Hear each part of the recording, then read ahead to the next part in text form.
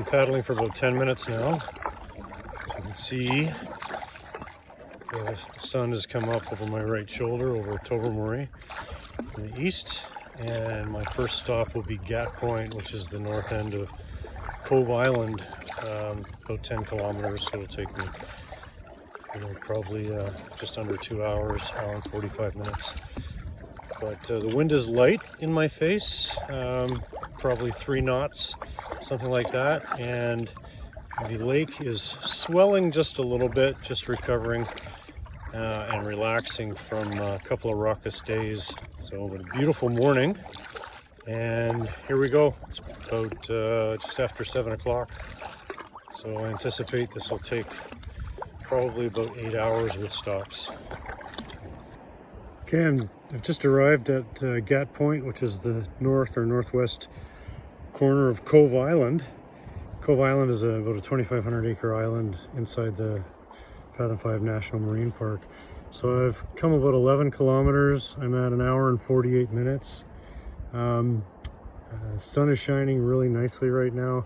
I had planned to stop at the corner on the rocks there, but there's a lot of buffeting of waves, and it's kind of noisy and rocky place to stop. So the route I'm taking is about 48 kilometers. A straight line from the cottage to South Baymouth, Manitoulin would be about 4 kilometers shorter, but I've chosen to take a little bit of a counterclockwise arc. I'm not going to do a lot of filming today while I'm paddling, but I wanted to just pause here for a minute. I'm looking right into the sun, but then you can see a really great shot of the Cove Island lighthouse, and just behind it in the distance is Flower Pot, and then as I sweep to the left to the north is Bear's Rump, so that'll be the northern limit of the Fathom 5 National Marine Park.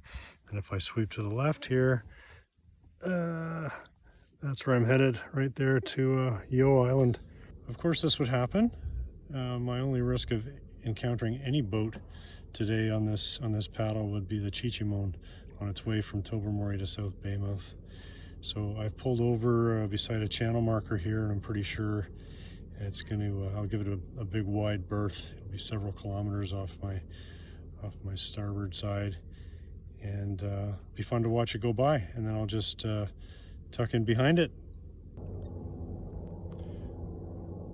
There she goes, probably about 800 meters away from me, passing right in front of my island. And I'm too small out here for anyone on the deck to see me. But that's the first boat I've seen. I hear a plane overhead now, a little personal craft, and probably won't see another boat for quite a while. But there's the Chichimon traveling in good spirits. Okay, I made that more exciting than I had to. I was bewildered for several minutes out there, and being bewildered is different from being lost. But I headed towards the wrong island by about 20 degrees, so I probably added a kilometer or two. But I am on Yeo Island now. I'm 21 kilometers in, so 27 kilometers or maybe a little more to go. And right on the tip of Yeo Island. So gonna have a little break here, get out, stretch, have some food. Unfortunately, this island is beautiful, but it's swarming with stable flies or cluster flies, those little house flies that bite. So there's the island. See my kayak tucked in there a little bit, and that is the direction I came from, and everything's going pretty well. The wind has picked up a little bit, as was predicted this morning. It would happen around 11 or 12 o'clock, but I think I'm going to be lee of the wind for the most part now behind this island in Fitzwilliam, hopefully for the rest of the trip. But I would normally paddle at about an 8 minute kilometer. I'm closer to about 10-minute kilometer right now, but that's fine. I wanted to slow it down a little bit because of the distance and make sure I had enough energy to get to the finish line. So I'll take this couple minutes while I'm stopped here to show you my kit. So this is Rosie, my 17.5-foot fiberglass sea kayak. I've got a spare paddle here in the back. I've got my clothing and everything for tonight. There's my spray skirt. In my deck bag, I've got all the stuff I want to get at quickly, which would be the VHF radio, signal flares, my snacks like mandarin oranges, some dark chocolate, stuff like that. And in the front, you can see my guide. This is a little bobble hula lady that Helen got me for Christmas and insisted I put on the kayak, and I resisted doing it because I didn't want to look like the crazy old man with charms all over his boat. But I like having her there. She looks out straight, she's never afraid of anything, and her little grass skirt blows in the wind and she just stands there bobbling away with her little ukulele. And I have to come up with a good name for her. I'm sure she's Hawaiian, but we need a good Ojibwe Saugeen name for her. And that's it. I got my Garmin GPS watch and pretty much everything I need. So, beautiful day. I'm gonna have some lunch here and carry on.